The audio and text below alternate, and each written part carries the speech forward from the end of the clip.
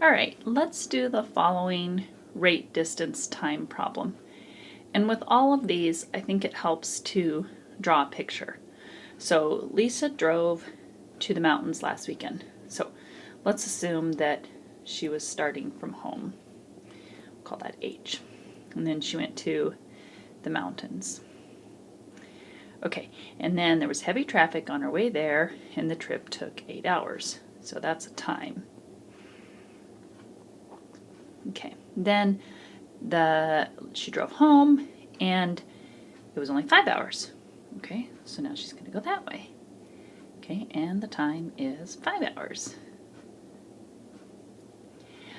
And then when if her average rate was 21 miles per hour faster on the way home, so this one was 21 miles per hour faster. But faster than what? Well, faster than her rate when she went there. So we'll call that x. And we call this one x plus 21. And then it doesn't give us a distance, but if we think about what we know about rate, distance, and time, there's a relationship between rate, distance, and time. And the way I always remember it is when I'm in my car, my rate is my miles, which is a distance, per means divide in math, hour, which is a time. So the formula is rate equals distance divided by time. Well, let's see. What I don't know is her distance. So I'm going to solve this for D by multiplying both sides by T. And now I know that her distance is equal to rate times time. Okay, so now let's move the screen up a little bit and we're going to rewrite this. So I have that her distance on the way there was her rate times time, and that her distance on the way back was also equal to rate times time. Oops, I got those two backward, but that's okay. Oops, 8x.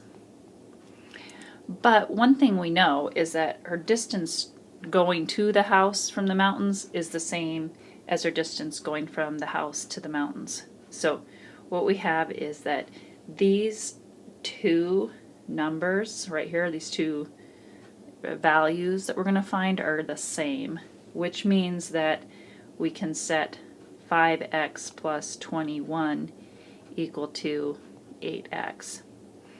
And then I'm going to go ahead and solve this by distributing and subtracting. Whoops, oh goodness. And we get 5 is equal to 3x. We're going to divide by 3, and we get that x is equal to 35. But what was that? That wasn't the answer to the question. Let's look back. What did we do here? X was, oh my goodness, sorry, that's a mess. X was the rate. So see, that's not what we wanted. We wanted to find the distance. So I still need to figure out what the distance is, but the distance is rate times time. So let's see if I can do that. Okay, distance equals rate times time, which is 35 times 8, which is 240 miles. Now, notice something here. We can check this by also plugging it into the other formula. So the other one was also rate times time, but this time it was 5 times 35 plus 105, which if you check comes out also to 240 miles, which makes sense because her trip going one direction is the same distance as her trip going the other direction. All right, in the next video I'll do another rate distance time one with some trains.